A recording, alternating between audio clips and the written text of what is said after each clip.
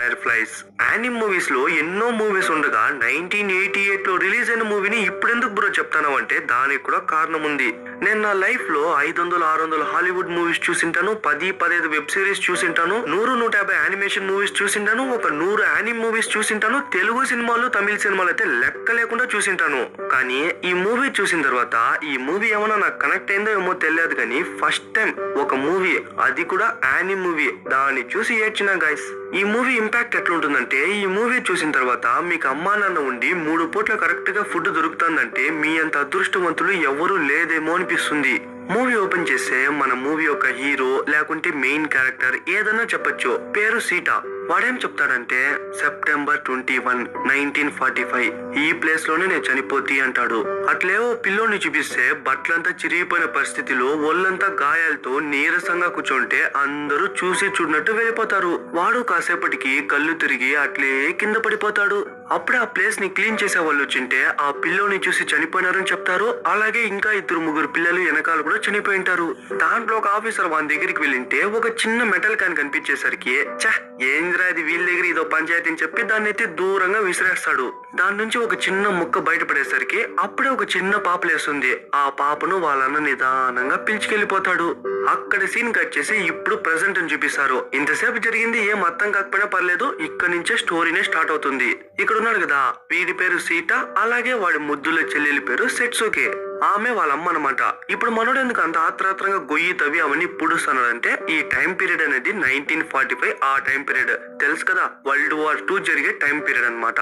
అందులోనూ వీళ్ళు ఉన్నదే జపాన్ లో కాబట్టి ఎప్పుడు ఎక్కడ ఏ బాంబు వచ్చి పడుతుంది అని చెప్పి వీళ్ళే భయపడతా అంటే ఇంకాసేపట్లో బాంబు పడుతుంది అని చెప్పి ఇన్ఫర్మేషన్ వచ్చింటుంది.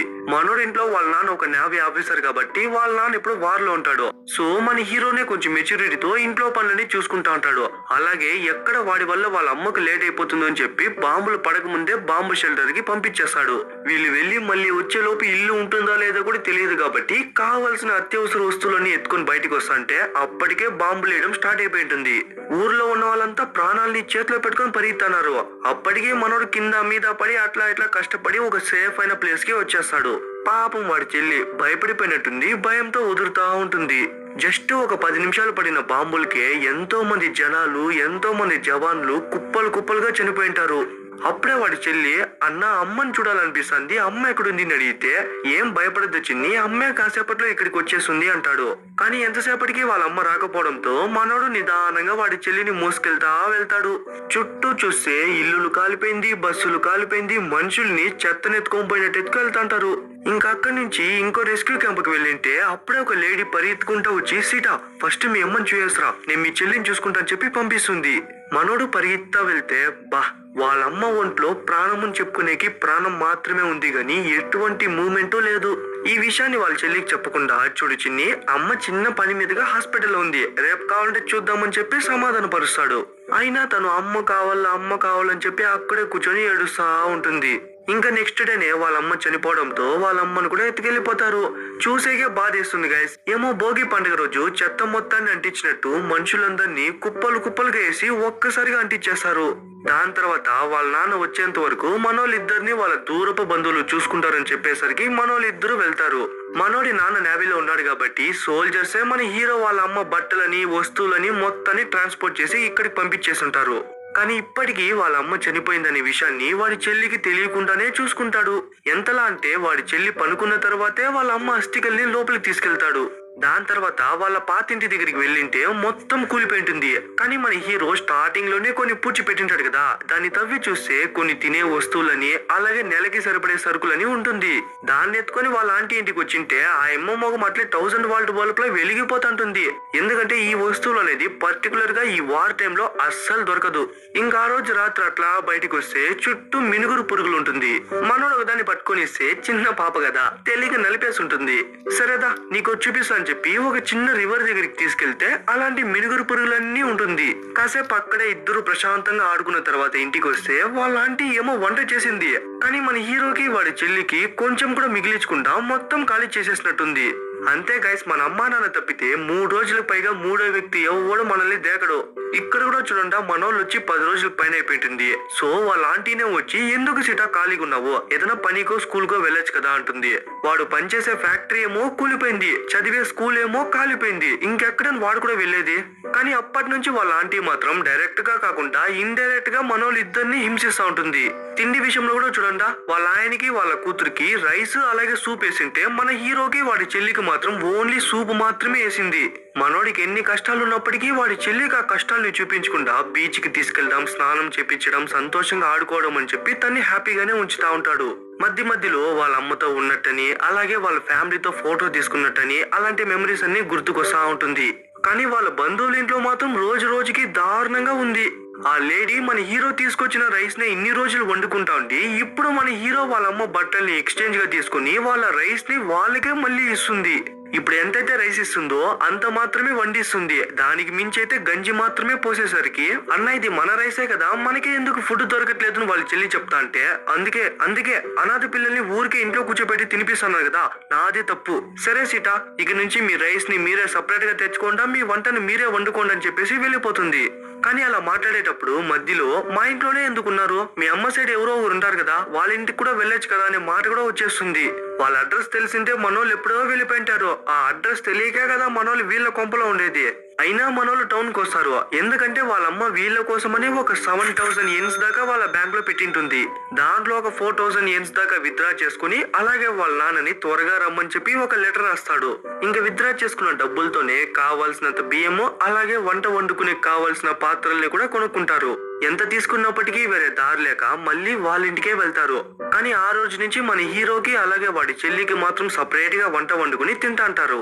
వీళ్ళు మాత్రం తక్కువ కాదులేండి, ఆ మనోళ్ళు వాళ్ళతో తినలేదని తెలిసిన వెంటనే రకరకాలుగా చేసుకుని తింటా అంటారు. వారి వల్ల ఆహార కొరత ఉండడంతో వీళ్ళకు కూడా రేషన్ లో వేసే బియ్యం అనేది కొంచెం తక్కువగానే ఇస్తారు. అలాగే నెక్స్ట్ రేషన్ అనేది కొంచెం లేట్ గానే ఇస్తారంట. వాళ్ళకి పాపం ఎంత ఉంటుంది గైస్ వయసు, వాడికేమో 14, పాపకేమో 4. అసలు నేనైతే 14 ఏళ్ళకి ఇంకా ఆడుకుంటానే ఉంటేనేమో.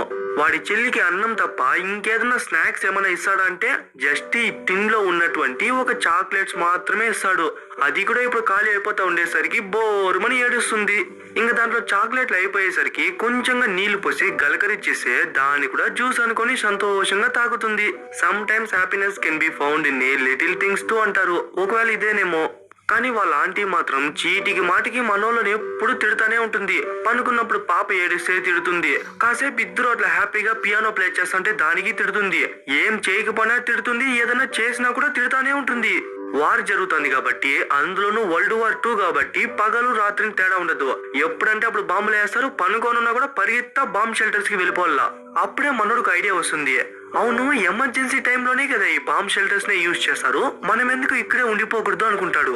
ఎలాగో వాళ్ళకి వంట చేసేది బట్టలు ఉతికేది వచ్చు, ఏదో ఒక 4 గోడల మధ్య ఉంటామనే ఒక్క కారణంతోనే అక్కడ ఉన్నారు. ఇప్పుడు ఇది కూడా 4 గోడలే కాబట్టి ఇక్కడికే వచ్చేద్దామని డిసైడ్ అయిపోతారు. వెంటనే వాళ్ళ పరుపులు సామాన్లన్నీ సర్దుకొని పోతాంటే ఒక్క మాట కూడా వాళ్ళ ఆంటీ అడ్డు చెప్పకుండా బాయ్ సీటా అని చెప్పి సెండ్ ఆఫ్ మాత్రం మనోళ్ళు అయినంత వరకు రోజంతా కష్టపడి ఆ గుహను వాళ్ళకు కొంచెం కంఫర్ట్ గానే మార్చుకుంటారు. ఇంకా మనోళ్ళే వాళ్ళకి కావాల్సిన వంట వండుకొని చాలా రోజుల తర్వాత ప్రశాంతంగా కూర్చొని తింటాంటారు. అలాగే ఆ గుహలు అనేది జస్ట్ ఎమర్జెన్సీ టైమ్స్ లో యూజ్ చేసే షెల్టర్స్ కాబట్టి అక్కడ ప్రాపర్ గా ఎలక్ట్రిసిటీ ఉండదు, అలాగే బాత్రూమ్స్ అనేది అస్సలు ఉండదు. సో అడవినే కొంచెం పబ్లిక్ టాయిలెట్ లా యూజ్ చేసుకుంటారు. కానీ లైటింగ్ విషయానికి వచ్చేపాటికి ఇక్కడే వాళ్ళ వివేకమే బయటపడుతుంది. ఆ అడవిలో ఎన్నో మినుగురు పురుగులు ఉన్నాయి కదా, ఆ మినుగురు పురుగులన్నిటిని ఒక బాక్స్ లో వేసుకొచ్చి వాళ్ళ గుహలో వదులుకుంటారు. ఎలాగో వాళ్ళ గుహలో ఒక మస్కిటో నెట్ లోనే ఉంటారు కాబట్టి ఆ పురుగులు కూడా బయట వెళ్లకుండా కొంచెం లైటింగ్ ని ఇస్తానే ఉంటుంది. ఇంకా లైటింగ్ లోనే ఇద్దరు ప్రశాంతంగా పనుకుంటారు. అప్పుడే మనోడు చిన్నప్పుడు వాళ్ళ నాన్న పనిచేస్తున్న షిప్ లో అంతా వెళ్లిన విషయాలన్నీ చెప్తా అంటే వాళ్ళ చెల్లి కూడా వింటా ఉండి పనుకునేస్తుంది. అట్లే ఆ రోజు ముగుస్తుంది.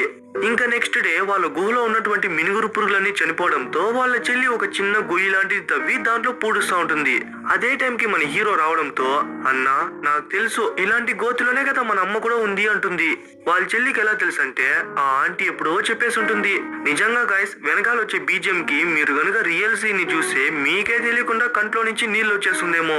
ఆ విషయం ఎంత నిజమైనప్పటికీ పోయి చిన్న పాప దగ్గర అలాంటి విషయాలు ఆ లేడీ చెప్పేది. దాని తర్వాత కొంతమంది పిల్లలు మనోళ్ళు లేని టైంకి ఆ ప్లేస్ కు వచ్చింటే మనోళ్ళు బతికే విధానాన్ని చూసి వాళ్ళకే అసహ్యమేసి అక్కడి నుంచి పరిగెత్తేస్తారు. అంటే కొంచెం అన్హైజీన్ గా అలాగే సామాన్లు ఎక్కడంటే అక్కడ ఉండడంతో మనకే కొంచెం చెత్తగా అనిపిస్తుంది. బట్ వాళ్ళ వయసుకి అది ఎంతో గొప్పే గైస్.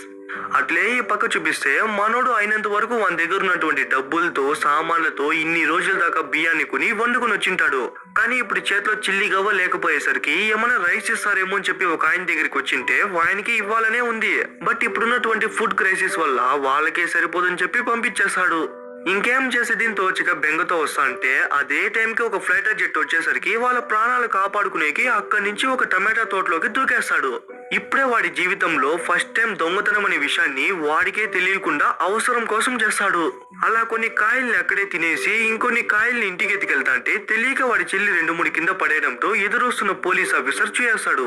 వాడిని దాన్ని ఎత్తి చూసేలోపే మన హీరో దాన్ని ఎత్తుకొని పరిగెత్తేస్తాడు. ఒకరోజు మనోడు వాడి చెల్లి తల దువ్వుతా ఉంటే తలంతా పెనులు. పాపం పాపకు వాటర్ సెట్ అవ్వలేదా లేకుంటే ఫుడ్ సెట్ అవ్వలేదా అని తెలియదు గాని వెనకాల వీపంతా అలర్జీ అయిపోయి ఉంటుంది. అదే కాకుండా ఒక 2 రోజుల నుంచి వాళ్ళ చెల్లికి మోషన్స్ అని చెప్పేసరికి వాళ్ళ చెల్లి కోసమని ఒక చిన్న చెరుగడ్డను ఎత్తుకుని చెక్కిపోయింటే అదే టైం కాకి మన హీరోని పట్టుకొని కొట్టేదే కాక మిగతా కాయలు వాళ్ళ గుహలో కనిపించేసరికి మన హీరోని కొట్టి మరీ పోలీస్ స్టేషన్ కి లాకెళ్ళిపోతాడు. పాపం వాడి చెల్లి ఏడుసా వదిలేండా అని చెప్తా ఉంటుంది. ఆయన మరెక్కడో పిలుచుకురాలేదు. మన హీరో ఫస్ట్ టైం దొంగతనం చేసినప్పుడు కొన్ని కాయలు కింద పడిపోయింటే ఒక పోలీస్ ఆఫీసర్ చూసింటాడు కదా, ఆ పోలీస్ ఆఫీసర్ ఉన్నటువంటి పోలీస్ స్టేషన్ కే పిలుచుకొచ్చింటాడు. ఆయన మొత్తం చెప్పిన తర్వాత చూడండి అయ్యా, ఆ పిల్లోడు చేసింది తప్పే, ఆ విషయాన్ని వాడు ఒప్పేసుకున్నాడు. కానీ ఒక మైనర్ ని ఇంతలా కొట్టడం అనేది పనిషబుల్ అఫెన్స్ అని చెప్పేసరికి ఆయన అక్కడి నుంచి పరిగెత్తేస్తాడు. మేబీ ఆ పోలీస్ ఆఫీసర్ కి మన హీరో వాళ్ళ నాన్న ఒక నేవీ సోల్జర్ అని తెలుసో ఏమో, అందుకనే మన హీరో పైన ఎటువంటి కేసులు వేయకుండా చూడనన్నా ఇంకోసారి ఇలాంటివి ఏది రాకుండా చూసుకొని చెప్పి కొన్ని మంచి మాటలు చెప్పి పంపించేస్తాడు. పాపం వాడి చెల్లి అన్నకి ఏమైంది, అన్న నా వల్లే కదా లోపలికి వెళ్ళినాడని చెప్పి బాధపడతా అంటే అప్పుడే వాళ్ళ అన్న కూడా వస్తాడు. అప్పటి నుంచి మన హీరో పొలాల్లో దొంగతనం చేసేది ఆపేసి ఉంటాడు, కానీ ఇళ్లలో దొంగతనం చేసేది స్టార్ట్ చేసి ఉంటాడు. మామూలుగా ఫైటర్ జెట్స్ వచ్చినప్పుడు అవి బాంబులు వేస్తాయి కదా, అలాంటి టైంలో జనాలందరూ వాళ్ళ ప్రాణాలని గుప్పెట్లో పెట్టుకుని అక్కడి నుంచి పరిగెత్తా బాంబు షెల్టర్స్ కి వెళ్తారు కానీ ఎవ్వరు ఇళ్లలో ఉండరు. అలాంటి టైంలో మనోడు వాడి ప్రాణాన్ని అడ్డు పెట్టి ఎవరు లేని ఇంట్లో చొరబడి వాడికి కావాల్సిన ఫుడ్ థింగ్స్ అన్నిటిని ఎత్తుకొచ్చేస్తాడు. అలా ఎత్తుకొచ్చిన ఫుడ్ ని వాళ్ళ చెల్లికి తినిపిస్తాడు. అదే కాకుండా ఒక్కోసారి వస్తువులకు బదులుగా ఆ ఇంట్లో ఉన్నటువంటి మంచి మంచి బట్టల్ని ఏరుకొచ్చేస్తాడు. ఎందుకంటే అట్లీస్ట్ ఆ బట్టల్ని వాళ్ళ ఆంటీకి ఇస్తే దాన్ని తీసుకుని దానికి బదులుగా కొంచెం రైస్ ఇస్తుందేమో అని. కానీ తనేమో ఆ బట్టల్ని మనోడి మొగానికే కొట్టి పిడికిడి బియ్యం కూడా ఇవ్వకుండా పంపించేస్తుంది. ఆ నిరాశతోనే మనోడు ఇంటికి వచ్చింటే వాడి చెల్లి కనిపించకపోయేసరికి చుట్టూ వెతికి చూస్తే దూరంలో వాడి చెల్లి నీరసంతో కళ్ళు తిరిగి పడిపోయి ఉంటుంది. వెంటనే హాస్పిటల్ కి పిలుచుకెళ్ళింటే వాడిని చెక్ చేస్తాడు. చెక్ చేసి ఏం లేదబ్బా, జస్ట్ మాల్ న్యూట్రిషన్, మంచిగా ఫుడ్ ఇవ్వండి అంటాడు. ఫుడ్ కాదు డాక్టర్, ఏదైనా మెడిసిన్ ఇంజెక్షన్ వేయండి అని చెప్తే ఆయన వండుకొని కూడా లేదని చెప్పి పంపించేస్తాడు. మనోడికి ఏం చేసేదని చెప్పి అస్సలు అర్థం కాలేదు. చెల్లికి వేరే మంచి ఫుడ్ ఇవ్వాలన్నారు, చేతిలో వేరే చిల్లి గవ్వలేదు. సో బ్యాంక్ కి వెళ్లి మిగతా 3000 యెన్స్ ని కూడా విత్డ్రా చేసుకుందామని వెళ్ళింటే అప్పుడే మనోడికే తెలుస్తుంది వరల్డ్ వార్ 2 లో జపాన్ సరెండర్ అయిపోయింది అని. అంకుల్ అలా అయితే మా డాడీ ఒక నేవీ ఆఫీసర్, వానికి ఏమైంది అని అడిగితే షిప్పులు ఎప్పుడో మునిగిపోయినా నాన్న, ఈ పాటికి అందరూ చనిపోయింటారని చెప్తే మనోడికి గుండె పగిలి బయటికి వచ్చేస్తాడు. ఇన్ని రోజులు మనోళ్ళు రాసిన ఉత్తరాలకు వాళ్ళ నాన్న వార్లో ఉండడం వల్ల తిరిగి ప్రత్యుత్తరం రాయలేకపోయినాడేమో అనుకున్నారు. కానీ ఇప్పుడే తెలుస్తుంది వాళ్ళ నాన్న చనిపోయినాడు అని. ఆ బాధతోనే మనోడు ఇంటికి వెళ్ళింటే వాళ్ళ చెల్లి పనుకో ఉంటుంది, కానీ ఏదో సప్పరిస్తా ఉంటుంది. ఏం సప్పరిస్తానని చెప్పి తన నోరు తెచ్చి చూస్తే తనకు ఫుడ్ లేకపోవడంతో హాల్యూసినేషన్స్ వల్ల గోళీలు సప్పరిస్తా ఉంటుంది గైస్. అలాగే 2 రాళ్ళని చూపించి అన్న నీ కోసం రైస్ బాల్స్ చేసినా తీసుకుంటుంది. మనోడికే కంట్రోల్ నుంచి నీళ్ళు ఆగట్లేదు. చిన్ని అవంతా తినేది కాదు చిన్ని, ఇందా అని చెప్పి కొంచెంగా పుచ్చకాయని తినిపిస్తాడు. సరే నువ్వు తింటానమ్మా, నేను ఫుడ్ రెడీ చేస్తా అని వెళ్ళినాడు. అంతే, మళ్ళీ పాప కూడా లేదు గైస్. ఈ ప్లేస్ లోని తను ఎన్నో ఆకతాయి పనులు, ఎన్నో తుంటరి పనులు, ఎన్నో చిలిపి చేష్టలు చేసింది. కానీ ఇదే ప్లేస్ లోనే చనిపోయింది. ఒక చిన్న పెట్టెలో వాడి చెల్లిని ఉంచి తనకు ఇష్టమైన సామాన్లు బొమ్మలన్నిటిని పెట్టి అలాగే ఒక చిన్న టిన్ క్యాన్ ఉంటుంది. దాంట్లోనే తను ఎప్పుడు చాక్లెట్లు తింటా ఉంటుంది. ఆ చాక్లెట్ టిన్ని మాత్రం వాడు తన గుర్తుగా ఎత్తి పెట్టుకుంటాడు. ఇంకా మనోడే వాడి చేతులారా వాడి చెల్లి చితిని పేర్చి అంటిస్తాడు. వాడి చెల్లి బూడిదగా మారేంత వరకు పొద్దున్నుంచి సాయంత్రం రాత్రి వరకు అక్కడే కూర్చునుండిపోతాడు. ఎవడో కొట్టుకొని వస్తే మధ్యలో ఉన్నటువంటి అమాయక ప్రజలు, చిన్న చిన్న పిల్లలు, వయసైన వాళ్ళంతా ఎందుకు చనిపోవాల్సి వస్తుంది అర్థం కాలే. తను చాక్లెట్లు తిన్న టిన్నులోనే తన అస్థికల్ని కలుపుకొని మనోడు మళ్ళీ ఆ గుహకి తిరిగి కూడా వెళ్ళలేదు. దాని తర్వాత స్టార్టింగ్ సీన్ లో మీరు ఒక చిన్న పిల్లోని చూస్తారు కదా, వాడు నీరసంగా కూర్చున్నా కూడా ఎవ్వరు పట్టించుకోకుండా పోయింటారు. అలాగే వాడు చనిపోయింటాడు. వాడు మరెవరో కాదు, మన హీరో సీటానే. అలాగే ఒక పోలీస్ ఆఫీసర్ మన హీరో దగ్గర ఉన్నటువంటి టిన్ని ఎత్తి పారింటాడు కదా, దాంట్లో నుంచి కూడా ఏదో ముక్కలు పడి ఉంటుంది. అది మరేందో కాదు, మన హీరో చెల్లి యొక్క బోన్ యాషెస్. ఈ మూవీ మన ఛానల్లో ఫస్ట్ యానిమ్ మూవీ కాబట్టి చాలా మంది అడ్వెంచర్ మూవీ వస్తుందని, లేకుంటే ఫ్యాంటసీ మూవీ వస్తుందని, ఇవన్నీ కాకపోతే ఒక మంచి సైఫై మూవీ వస్తుందని చెప్పి ఎక్స్పెక్ట్ చేసింటారు. కానీ దానికన్నా ఎన్నో రెట్లు వర్త్ అయిన మూవీని ఇచ్చినని చెప్పి నేను ఫీల్ అవుతాన్నా. ఈ మూవీ యొక్క మెయిన్ థీమ్ ఏంటంటే, వార్స్ జరిగేటప్పుడు ఏ కంట్రీకి ఎంత పవర్ ఉందని కాదు, దానికి మధ్యలో ఎంతో మంది అమాయక ప్రజలు, చిన్న చిన్న పిల్లలు చనిపోతారనే ఒక మోటివ్ తోనే తీసింటారు. అఫ్ కోర్స్ ఇది బేస్డ్ ఆన్ ట్రూ స్టోరీనే, అది కూడా ఆథర్ యొక్క ట్రూ స్టోరీ. ఈ యానిమ్ మూవీ నచ్చినట్లయితే నెక్స్ట్ వచ్చే యానిమ్ మూవీస్ అన్ని ఫ్యాంటసీ, అడ్వెంచర్, సైఫై కేటగిరీలో తీద్దాం అనుకుంటున్నా. మీకు ఆ మూవీస్ కూడా కావాలంటే జస్ట్ రెడ్ హార్ట్ ని కింద కమెంట్ చేయండి.